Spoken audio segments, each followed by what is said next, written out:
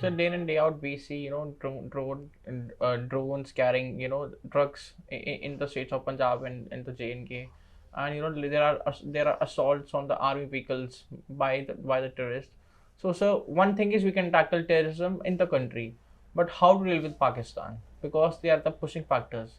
Eventually they are sending, and they are not going to stop at any time, at any time soon. So do you think the Modi government should send a very stern message, should try to acquire POK, should try to launch any operations, so that they become so scared that they never dare to act in such a horrendous way? So what do you think? In fact, I would say that I want to know your opinion. Like, let's just say, if you are seeing your fellow servicemen having died in the war, or having died in any operation or any terrorist attack, so do you think it's worth it for the BCCI, or let's just say for the Indian cricket to go and play with Pakistan, because the soldiers are dying protecting the country, and the other hand they are shaking hands. I'm not saying the Pakistan cricket team is bad. What I'm trying to say is, do you think that it makes any sense for the Indian cricket team to play with Pakistan, or like what should we do, sir? so as far as the cricket matches are concerned, I would say then the differences between the political parties should be kept to the one side and everybody should talk one language. That's not acceptable if somebody is talking like that. Let them go and serve there. Let them go and spend 3 days in those areas. I'll say that yes, now you can make a statement like that. Sitting in the AC room in Delhi and other places, it's very easy to make these kinds of statements that Bharati Sena Petri, come and see. Yes. Kaun Petra or Kaun Petra. Then they will realize. So these kind of things, I'm very, very much feel deeply hurt when somebody makes these kind of statements.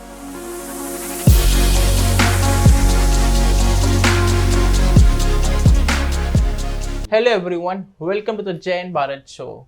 Today, in this alarming times of let's just say army's involvement in politics, national patriotism, we have a very esteemed guest with us today, Major General Sanjay Soi, sir. So thank you so much for being on the show. It's a huge honor for me, sir, personally, and for him, to be honest, sir. Thank you so much. Thank you so much, Jai and Bharat.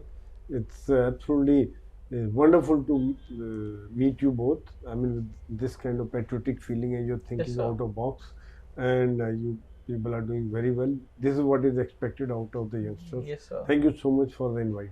Sir, Sir, how humble, are you sir. today, Incredibly humble, sir. Bus, absolutely great. Feeling, always feel energetic in company of youngsters. sir?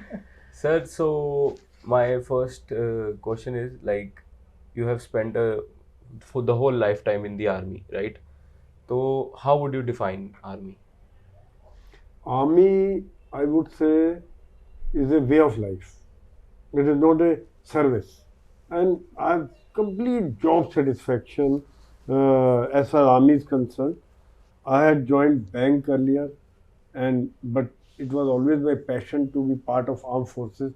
And when I got selected, I felt so happy, and it always brings a sense of pride. Now also, when I have retired after 4.5 years back, still that Fauji blood is there, because it is a way of life. I mean, I would say that somebody wants to make money, somebody wants to have a BMW, good luxury life, they need not apply for armed forces.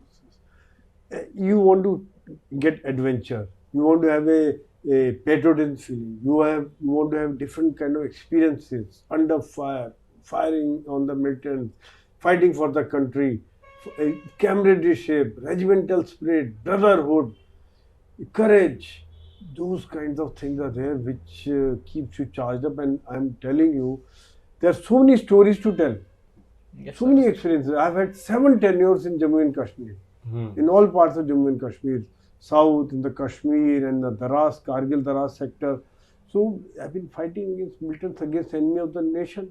And at the same time, the people, common people, were like our brothers, our family, because they have nothing to do with militancy. They used to treat me like brother, father figure. That's the kind of thing which we had. So that's army, which is, I feel proud.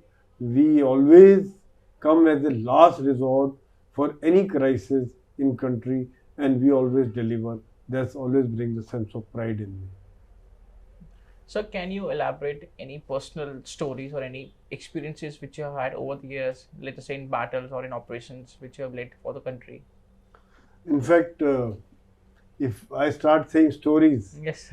then it can go on because Yes, sir. in 36 and a half years, with 7 tenures in Jammu and Kashmir, and taking my brigade to Chhattisgarh in Naxal areas, there's so many incidents, so many things to say. On the one side in the operations, on the other side in the uh, peacetime activities where we Yes, help the sir. civilians in the militancy affected areas. So both the things were done simultaneously, and in fact, whether it is the operation, I remember when we went out to destroy a launch pad of the militants. So it was a very, very risky operation. It was a bit of across the border. We had a complete information, and I took a small team of about 5 people with me, and we went quietly after doing a lot of recce and all that, and we destroyed it fully, killed 3 people there, and came back safe. Very clean operation, very neat and clean. Absolutely no casualty on our side, and we were totally shock effect for the enemy, for the militants, that how it happened and how suddenly we could do. And on the peace side, yes, as I told you, that when I was in Kashmir, the girls would tie Rakhi to me. They would say, कि, आप भाई हैं हमारे. I mean, because they are good people. They are, some of them are very small percentages misguided. Most of them are wonderful. They're like farmers. They're like common men, like you and me are Yes, there, sir. and from poor background. And the worst people who or sufferers, there are the common men because of the militancy, because of the power projection, greed for the power. All these things are there. The common people suffer. We never harm any common man, common villagers over there. Because if you see, our Jawans also come from the village background. They come from the same background, same type of people are there. So they had the sympathy for the common man. And we also have, say, Jack Lai, which have troops from Jammu and Kashmir. Yes, sir. And of course, the army is always about caste, color, creed.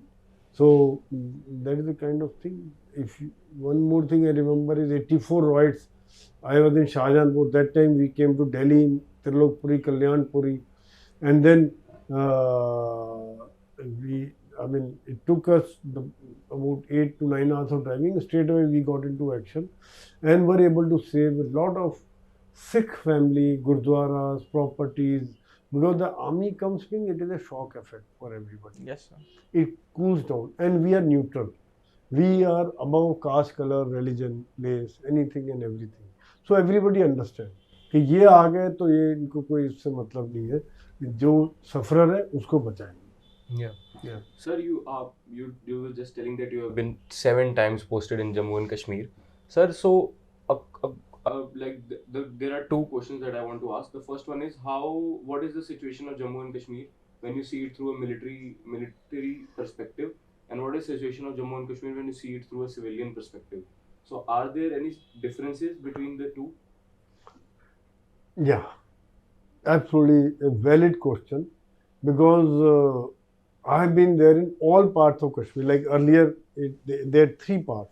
One is Jammu region, one is Valley, Srinagar, Anantnag, Yes, Baramulla, sir. and one was Leh region. Across the Jozila Pass, that is Kargil, Daras, Leh, Ladakh, Siachen. So, a lot of people are not aware of the dynamics of the Jammu and Kashmir politics or militancy. They are all Jammu and Kashmir. And now it has become separate, but earlier they were all, and they are also, you can say, same stock or same area. So, in Jammu side, there is no militancy, including Rajawari. Now, small little incidents have started happening. Yes. Doda, Keshwa, there also there was Muslim population, but then hardly any militancy.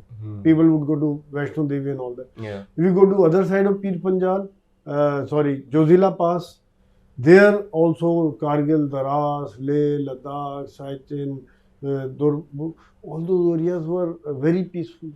Nothing was there. In Kashmir also, There are only 4 or 5 districts which had problem. Srinagar, Anantnag, Baramulla, Kupwara, these were some areas which had that plain area in the valley which had the militants problem. You go to slightly outer side, say Uri, Tangdhar, uh, Kachchal side, and then Machal, Gurez. Their population is Pahadi population. Bakarwas, Pahadi, Gujars, they come there, stay there. They don't even know Kashmiri. They can't speak Kashmiri. They are neutral. So it is a thing which is a, I mean, you find that it has been made very big. Problem is very serious in 4 or 5 districts, no doubt. And from military point of view, it is a big challenge, because militancy is very difficult to fight. You can fight against enemy, but when it is militancy, there is no uniform. Yeah. He's like a common man. He's also wearing the same thing. A civilian is also wearing the same uniform, same dress. So, when we in the operation, it is a big challenge for us not to harm or cause collateral damage to the civilian. At times, we suffer extra casualties, and in just to save the common man, take them out, make them safe, take them to a safe shelter, then carry out the operation. It causes delay at times. Militant is escaped. But the fact is, we do not want to cause the damage to the common man, common civilian, which are just like us, one of us. Yes, sir. So that is the reason. And from civil point of view, it is which I just mentioned. Most of the people are not aware, and it is you can say most of the problem was because of the greed for power, greed for dominance. So that is where the militancy was there, and Pakistan was of course trying to take advantage of the militancy or bit of discontentedness. However, after removal of Article 370, things have become very different. You wouldn't have seen many stone throwing, hardly any stone throwing incident, very few encounters. The number of militants have come down to from 200 plus, 300 plus to 33, 35. That's the kind of figures. So people are quite happy because civilian, you see, they do not want the child to become militant. Everybody wants the child to settle down, doctor bane, engineer bane, teacher bane. They want that kind of thing, that they don't want their child to follow the path of violence. Nobody wants. They want the child to settle down properly. But however, the things were so different that people were getting misguided because of fake videos, mock Photoshop photographs, all these things were there. So there is a psychological war which was being run by the Pakistan continuously, and they were trying to destabilize the situation, which have become very normal, much better after the Removal of 370, Yeah. after removal of Article 370. So they are not able to digest this, and they keep trying. But however, if you see, security forces are quite alert, intelligence is very good, and the civilians are supporting. If civilians do not support, the local police does not support, we cannot have these big successes in the operations. Yeah, Bharat. Sir, you're talking about operations. I want to talk about the operations. So let's dive deep into the root causes of the issues. So we were talking about the Kashmir issue, the militancy in Kashmir. So, sir, if you are to blame on any organization, whether it's a political party, it's a terrorist organization, who would you pin the blame on? Because army is almost picture perfect. They are. If you give army a job, they will just finish it as soon as possible, very righteously. So, what do you think, sir? Has the government in the JNK lacked to counter terrorism, or have they, let's just say, in return, made a very big influence over the terrorists to radically control the state of JNK? What do you think? Was the state lacking, or they were just unable to do anything? In fact, there are many factors which allowed the continuation of militancy. It being a border state, the Pakistan support was there across the border, money, weapons, psychological support, converting the youth into the militants who should have been studying. And then, yes, in some times in the past, will of the government was also lacking to fight the militancy in an all-out manner. So do you think it was lacking, or do you think it was an excess? This is what I mean to say. In fact, you see, when you see to fight any militancy or disturbance or terrorists, only army cannot do anything. Yes. Army can bring it to a level, reduce the militancy, kill number of militants, so that they are brought on the negotiating table, forced to bring to the negotiating table. So army can do that, but ultimately it requires all efforts of bureaucracy, political will, and army. Everybody, until they all join hands together, you cannot win a long-term battle against militancy. And militancy carries on for years, 10 years, 20 years. It gradually comes down with the joint effort by all. What about Delhi, sir? The operation in Delhi. Do you think the government over there in Delhi incited the riots, or they were just standing hands down? What do you think about the situation over there? In Delhi, like 1984 riots, I mean to say. 1984 riots. Yes, sir. 1984 riots, I would not like to comment on that who started, because being a Fauji, I would like to be apolitical. Yes, sir. But the fact is, the situation was that the Sikhs suffered a lot. Now there are different versions, whether Sikhs celebrated, then it was a backlash, or the Hindus were incited, some section of the people were incited. Yes. By the people that, okay, Indira Gandhi has been killed, so they need to be punished and all that. So that I'll not go into that. I would only say that it was a big blow for the country when this kind of, when the Sikhs were killed, because if you see, the Sikhs have always given their life and blood for the sake of the country, to save the country, whether in the army or as a freedom fighters, or during the past also, all the gurus have made their supreme sacrifices. Yes, sir. Trying to save the country, trying to save the religion, trying to save our traditions. So we cannot forget the sacrifices made by the Sikh, and probably that kind of divide which was very, very unfortunate, which has happened, and it should not happen, because they are part and parcel of the country. They were, they are, and they will remain part and parcel. I have no doubt in their loyalty factor. I mean, in army also I've seen they are one of the most hardworking, very brave, and take on the enemy in spite of all these issues. Yes, sir. Sir, how was your experience in Kashmir when you were when in your first posting? Like when you went to the Kashmir first time, how did you handle everything? Like, was there any surprises that you got stuck by? My first posting was in Kashmir only in 1982. Mm-hmm. My posting was in Uri. Oh. That movie you must have seen, Yeah. a very, very famous movie and super hit movie. So that is where I went there. So that's why I also saw this movie 2-3 times. It's very Same here, sir. I saw it 3 times. Maybe 10 times. So that is but yes, Uri again gave me a wonderful opportunity for soldiering, because that was my first posting, youngster. So in army, you know what, I'll tell you, after passing out, when I came to the unit, I thought now I become an officer.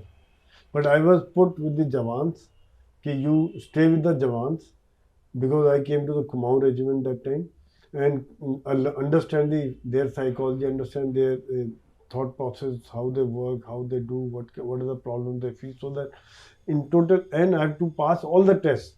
I was like a Sipai instead of being officer. Sir. Then as a Lance Naik, Havaldar, Naib Subedar, when I passed all the tests, then only I was allowed entry in the mess. So that was one very interesting incident in the Uri, because I thought after passing out the officer ban gaya, सीधा command करेंगे जाके post पे बैठेंगे. Then I was sent to the post, and post also we had a number of times trans LC firing was there. Number of times I was fired upon, bullets had gone over me. So it was a good exposure, because unless the bullets go over your head, you don't get totally battle inoculated. You understand then कहाँ से आ रही है, क्या आ रही है, cool down. Initially that excitements are there, but gradually 5-6 बार हो गया तो then it becomes a routine thing कि ठीक है यार जाने दो. Yeah. Sir, you're He's talking describing it about so simply. exposure. Like when I But talk so to many times it has happened, not once. At least 4 times it was very close to very close. I mean, just by Inches, God's grace. inches away. You Yeah, mean to yeah. say? By God's grace, we got saved. So it was an ID blast. Somebody put an ID in front of my vehicle. Some villager came and told us, or the sniping. Somebody tried to snipe me. Fortunately, just missed. And one miss means then you can take cover. After that, you can keep firing 100 bullets. It doesn't matter. That surprise factor, if I've been able to save by the God, then after that it doesn't matter. They kept firing. They keep firing. Yeah. I'm quite okay now. Yeah, sir, when I talk to my friends, they tell me that you need to get exposure. So I ask how can I get exposure, and they say you should go to a new city and move to a new city. And here you are talking about getting exposure by getting bullets fired towards you. It makes a lot of difference. No? Yeah, Like sir, in operation, exactly. these are all, you are still in your post when the firing is going on. When you go in the operation, like after that, in the anti-militancy operations or operations, then you're cool. You're not excited. You know idhar se aa raha hai. Then you know how to take cover, how to guide your men. You are maintaining your cool. Then you can take correct decisions. Yeah. So that ultimately you have to win, you have to kill so that none of your boys get killed or get injured. Sir, which was the most dangerous mission or operation you had taken part in? Or you feel that you are the most vulnerable right now? Nee, that was in fact, it was that raid on this thing, that was one, because we had gone with a very small team. Anything could have happened on a launch pad, and otherwise also few times in the militancy area during patrolling when the sniping took place or something of these kind of things. But that happened, I did not expect, so it so happened. But then one got saved, or I was going somewhere, then one ID was placed on the road, then some villager came, then we stopped the vehicle, went round, tried to corner the militant, but then they saw our movement. Ours was a small party. All these things keep happening. Not No big deal, you mean to say? no big deal. Sir, My I want to ask you, like, is there any difference between the situations we face in Kashmir and the situations we faced in the Northeast? In fact, dynamics are totally different. The kind of operations are different. But ultimately, when the militancy is there, it needs the local support. It thrives on local support. It thrives on the media support. The more it is built up on the media, then they get on that. And initial stages when the militancy northeast was there, it was very, very ferocious. The jungles were a very thick jungle. The terrain is very, very tough. And they would lay down ambushes in a very, very planned manner against army. And getting intelligence was very difficult. The villages were very remote because that time infrastructure development was not there. Now, with the development of infrastructure, movements have become faster, where the security forces are able to reach, and at the same time, the facilities are also reaching them, the education is reaching them, medical is reaching them. So they're also more happy. So that also brings down militancy to a great extent. But otherwise, both had support from across the border, both had different groups. So ultimately, militancy challenges are both sides the same. Fighting against militants vis-a-vis fighting against enemy. Sir, how can we tackle with the northeast area if we need to, like, take our our areas in our own control? How can we deal with this? In the northeast, things are much better now. Okay. I've been to northeast. I went in January to Manipur, to Assam. Then in March I went to Tripura. Number of states I keep visiting. You can say couple of things. I'm offbeat traveler. And then I'm ultimately from Kumaon, I moved to Naga regiment. So I went to Manipur to meet my friends. I went to remote areas, Senapati, Palel, then Loktak Lake, Chudachandpur, such places which people don't go. So, but met a lot of my friends and all. So things are very different. The infrastructure development which is taking place is phenomenal, huge. I mean, 4-lane road, 8-lane roads, highways are coming up, flyovers are coming up, the connectivity is much better, people are much happier, and similar thing happening in the Tripura also, in Guwahati, I saw. It's mind-boggling. And once it is reaching the people, people see the development, people see the economic growth, and then anybody who gets the employment, he'll not become a militant. वो खाली दिमाग शैतान का घर नहीं, people empty mind the devils workshop कि क्या कर रहे हैं भाई, क्या कर रहे हैं, चलो पकड़ AK-47 और दादा बन जाए यहाँ का लीडर. तो that kind of thing is not there. The moment you get a job, you start working, whether it's assistant engineer in the project work or something like that, or supervisor or officer, things are different. So it's like educate the And it educate the takes people, time. and it will take Yes, time. it takes time. Militancy does not go overnight. So with these kind of developments, and security forces also providing support for education, for medical treatment, because security forces are in the remotest area. At times where even the government agencies are not there, Assam Rifle or armed forces posts are there, then we go all out. Anybody falling sick, our doctor is available. Anybody trying to bharti ke liye kar raha, we help them how to join army, how to join BSF, how to join Assam Rifles, train them, guide them, because they are in a disadvantage because of staying in such a remote areas. Then we go all out to help them, and it always develops a wonderful bond between the unit and the locals. Sir, what do you think is, in your personal opinion, is a one-stop destination to, let's just say, end terrorism in the state of J&K once and for all? Ultimately, How would you approach it? in fact, it is already happening. Total integration of J&K with India, whether it is removal of Article 370 or increase in tourism. Last year, 1.88 crore tourists had gone to J&K. Out of this, more than 26 lakhs had gone to Kashmir side.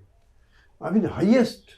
And it is numbers in Kashmir have doubled from the previous year. It shows the faith. And it also shows the locals are welcoming people with open heart.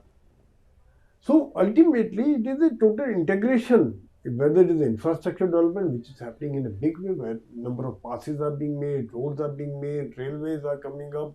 From Jammu to Srinagar, railways coming up. In the valley, railways already there. Vaishno Devi railways coming. There's so many things are happening so that they get totally integrated, and we are also helping them to come out, take studies in rest of the India. Kashmiri students are studying in Bangalore, Jaipur, Delhi, all over India. Then they see how the rest of India, and then Kashmir. So then they are able to add value to the whole thing. The investments are now coming up gradually. Though initially because of COVID the thing got delayed, but things are changing now. Things are happening. So I am very, very positive that things are already on the way to normalcy, and very soon things will be normal. So day in and day out, we see drones carrying drugs in the states of Punjab and the J&K, and there are assaults on the army vehicles by the terrorists. So one thing is we can tackle terrorism in the country, but how to deal with Pakistan, because they are the pushing factors. Eventually they are sending, and they are not going to stop at any time, at any time soon. So do you think the Modi government should send a very stern message, should try to acquire POK, should try to launch any operations, so that they become so scared that they never dare to act in such a horrendous way? So what do you think? In fact, I would say that the government has already shown the resolve, not once but many times. First of all, Yeah, it is showing resolve. because ultimately we got to think of to make it so expensive for the enemy that they do not dare to do it. Otherwise, either एक militant मारा कि one or drone is shot down, it doesn't matter. It hardly means anything. But the fact is, the moment you find that the one who is launching the drone is punished, the militants are attacking the launch pad. They are taken care of. Now, or the Pakistan is paying heavy price for the supporting the militancy. Then things are happening. Things have changed. It is different now. Where there were surgical strikes, subsequently, if you see the Balakot strike, where Pakistan thought that we will react this way. Earlier, it used to be cricket match ban kar do. Yeah, don't allow the stop that road, stop the bus. But now going across is a bold decision. Things are different. Things are proactive. We think offensive. We don't take nonsense. Death of even a soldier or a civilian means that yes, a proper revenge will be taken. So things are very, very different now because it is a thought process which matters and which Pakistan now understands. That's why, though they keep trying through ISI, through smugglers to destabilize Kashmir, destabilize Punjab, but people of Punjab also understand very small percentage is there, which is probably for the money or for the sake of Khalistan or for their ideology, things are there. But most of the people, about 99% people of the Punjab know that they are Indian, they were Indian, are Indian and will remain Indian. I have no doubt in that. Yeah. Sir, now you are outside of military in some sense, like you are not dealing in operations, you are not posted anywhere now. So I want to ask you, how does media approach all of this stuff, right? When you were, for example, if you did some operation and it got, like publicized and every media house is covering that particular mission, and when you see it in news, is this everything the same, or there's a difference between the perceptions that media carry out?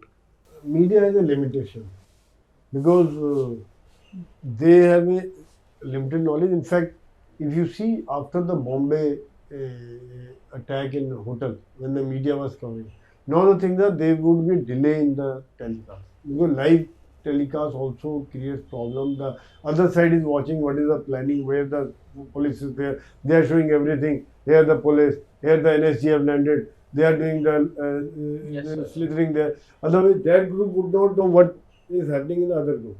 But because media is there, that some handlers there from across the border were telling them, there it is happening that way. Here people are coming, NSG has landed. All these things can at times become counterproductive also.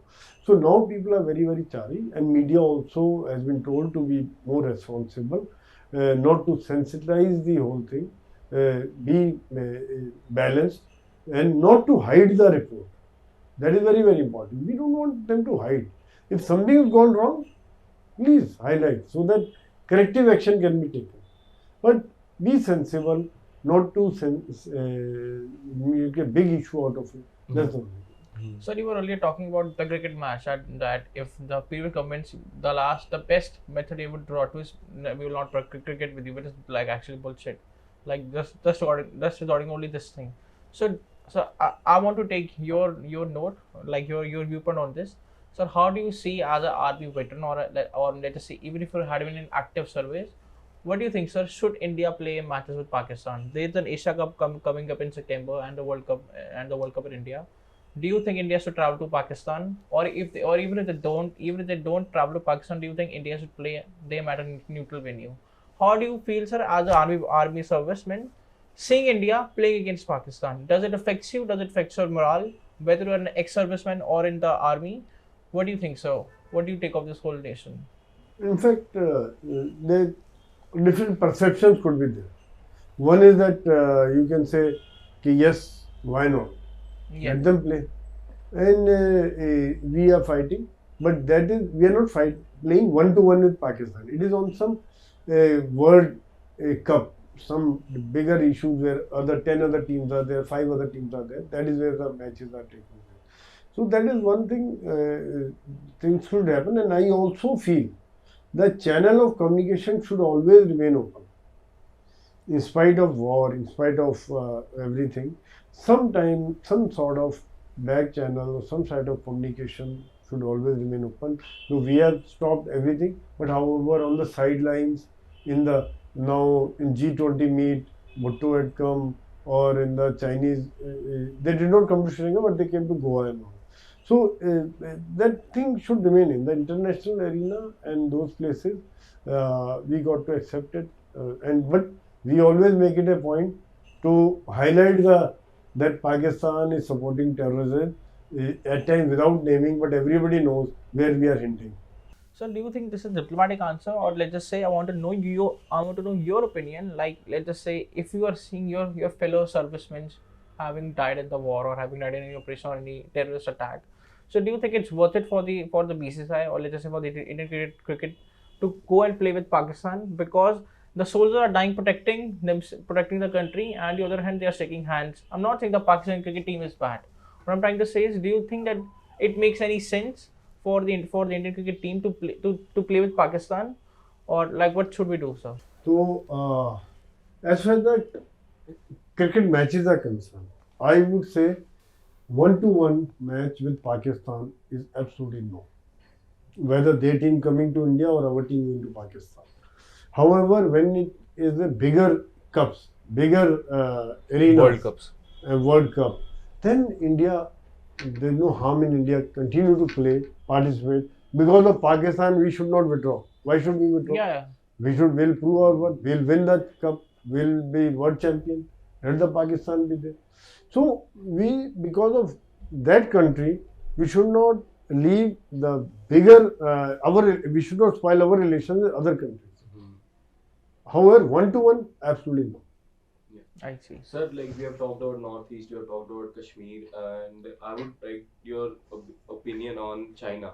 How can we deal with such a big country on which our trade deficit is so big? How can we deal with China diplomatically as well as on the PLA? Sternly. In fact, India not only once but many times have been able to give befitting reply to China, because whether it is a PLA or whether it is on the diplomatic front or on economic front. On all the fronts, India has taken a firm stand, because we have shown not once but many times that it is not the same India of 1962. After the Galwan, whether it is Galwan or after that they tried to incursion in Arunachal Pradesh, or in between, before that they tried in Doklam. Everywhere our soldiers have given them befitting reply. This is as far as the PLA is concerned, and we have been able to deploy on the heights at a very short notice in spite of very poor infrastructure, and prove that yes, we can come, we can deploy, and we are ready and can take on you to save our motherland. So that is as far as the PLA is concerned, and mirror deployment is there. Now government is working in a big way to develop the infrastructure, which was a very key factor in forward deployment of the troops, which was a big challenge. Now, in fact, thousands of crore rupees are being spent. The BRO is working round the clock to develop the infrastructure, take the roads to the border areas, and the border areas are being connected. That will not only help the development of border areas, but also help in the faster movement of troops to the troubled areas wherever any problem comes up. So, as far as the Indian Army is concerned, yes, we are ready to take on Army, Air Force, Navy, everywhere we are fully prepared. When we talk of the diplomatic front, India has been able to isolate China in the global forum, whether it is because of COVID, whether because of the expansionist policies which we have proved, and whether our relations with the people who are being troubled by China, whether it is Philippines, Indonesia, Vietnam, we have Japan, Australia, we have made good friends with them. So we are also working on the teaming up with the people who are the smaller nations but could be troubled by China. We have joined Quad with Australia, Japan, US and India. There is another organization which we have joined, and we are also working jointly to ensure the freedom of navigation in the South China Sea. South China Sea is not anybody's Sure. property. It is international water, and anybody and everybody is free to operate. India has a very big strength of good navy. We already got second aircraft carrier ready, and we are already working on third one. And with the Atmanirbhar in the defense sector is again a big factor in ensuring that our armed forces grow at a much faster pace, and we use the weapons made in India. Sir, what do you think about the political involvement of the Indian army? Because the left and the opposition, they keep on saying that the army didn't do this operation. The Modi is lying. The central government is lying. We didn't do any OD strikes. We didn't had any Balakot strikes. Like Rahul Gandhi made a statement regarding this thing. Kejriwal made a statement regarding this thing. TMC, Mamata Banerjee, and they also saying that Rahul Gandhi's statements that our soldiers are. He said, "Mare jawan pet rahe hain border pe." This is what he said. So, sir, do you think the such malicious statements coming from the opposition or the leftist organizations harm the morale of the Indian army? And so, similarly, how do you deal with these statements which keep on lurking in the media? Jay, I would say that 2-3 things I would like to highlight. Yes, First sir. of all, armed forces are apolitical. We don't get into caste, color, religion, politics, nothing to do. Whether the Congress comes or BJP comes, we swear to the Constitution of India. We are not aligned to any political party. So Yes. that is one. Second thing is, my personal view, and I think views of the most of the army people is, the national interest comes first. When it is a matter of national interest, national pride, national security, then the differences between the political parties should be kept to the one side, and everybody should talk one language. That's not acceptable if somebody is talking like that. Let them go and serve there. Let them go and spend 3 days in those areas. I'll say that yes, now you can make a statement like that. Sitting in the AC room in Delhi and other places, it's very easy to make these kinds of statements that Bharati Sena petri, come and see. Yes. Kaun petra, kaun petra. Then they will realize. So these kind of things, I'm very, very much feel deeply hurt when somebody makes these kind of statements. I mean, when it is China, are you pro-China or pro-India?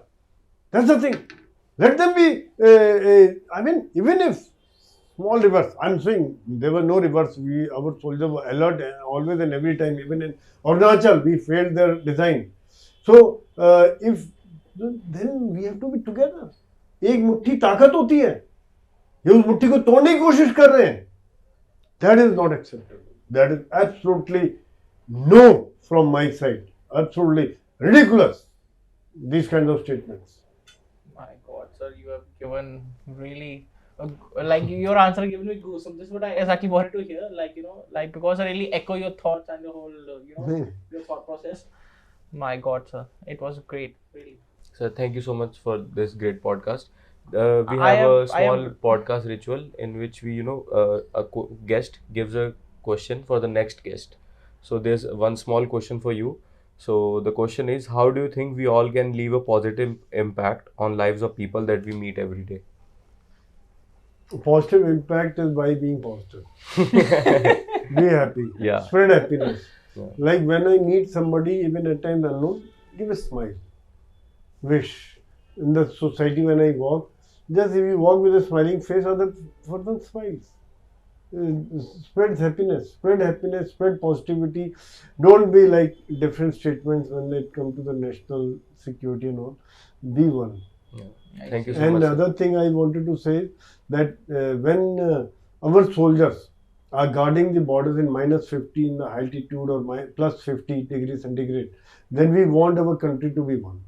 When he looks back, he feels that everybody should be united, everybody should be one, everybody should talk for the nation. It should not be caste, color. आज मेरा प्रदेश, महाराष्ट्र, मेरा बिहार, मेरा बंगाल, मेरा Muslim, Hindu, Sikh, Isai, all these things should not be there because he is guarding them. He should feel that they deserve to be guarded. Because once he comes back home, then he sees these kinds of situations, one feels very hurt. Yeah. So thank you so much for this podcast. We would like you to give a question for our next guest, and you can Sir, sign any sign question which I sign have as in well.